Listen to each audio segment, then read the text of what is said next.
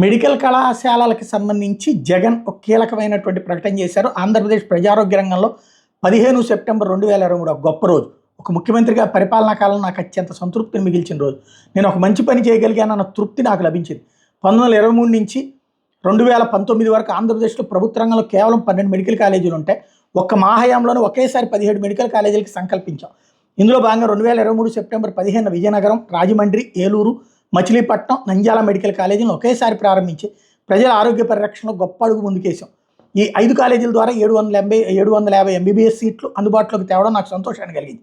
వీటితో పాటు పాడేరు, పులివెందుల కాలేజీలను అడ్మిషన్లకు కూడా సిద్ధం చేశాం. మిగిలిన పనులు పూర్తి చేయాల్సిన ఈ ప్రభుత్వం ఆ 10 కాలేజీలను ప్రైవేటుకి కట్టబెట్టాలని నిర్ణయం తీసుకోవడం అత్యంత దారుణం. ప్రజలంతా దీన్ని వ్యతిరేకిస్తున్నారు. తక్షణం ఈ ప్రయత్నాన్ని ఉపసంహరించుకోవాలని డిమాండ్ చేస్తున్నాం అన్నటువంటిది ఆయన తాజాగా చేసినటువంటి ట్వీట్. అయితే ఇక్కడే విశేషం ఏంటంటే జగన్ ఇప్పుడు నేర్చుకోవాల్సింది, చంద్రబాబు గారు చిన్న కార్యక్రమానికి కూడా ఆయనే వెళ్తారు. ఇప్పుడు ఈవెన్ నిన్న మీటింగులకి వీటికి కూడా ఆయనే వెళ్తారు. జగన్మోహన్ రెడ్డి వచ్చేటప్పటికి ఆ రోజున ఇవాళ ఆయన చెప్తున్నారు కదా ఇనాగరేషన్ చేశామనేది, అక్కడికి కూడా పోలా, వర్చువల్గా ఇనాగరేషన్ చేశారు. అంటే ఆఫీసులో కూర్చుని ఇనాగరేషన్ చేశారు. అదే కనుక ఆ రోజున వెళ్ళి ఉండుంటాయి. అదే చంద్రబాబు గారు అయితే ప్రతి కాలేజీకి వెళ్ళి మరీ ఇనాగరేషన్ చేసి అక్కడ చాలా పెద్ద ఎత్తున ఉపన్యాసం ఇచ్చేవాడు.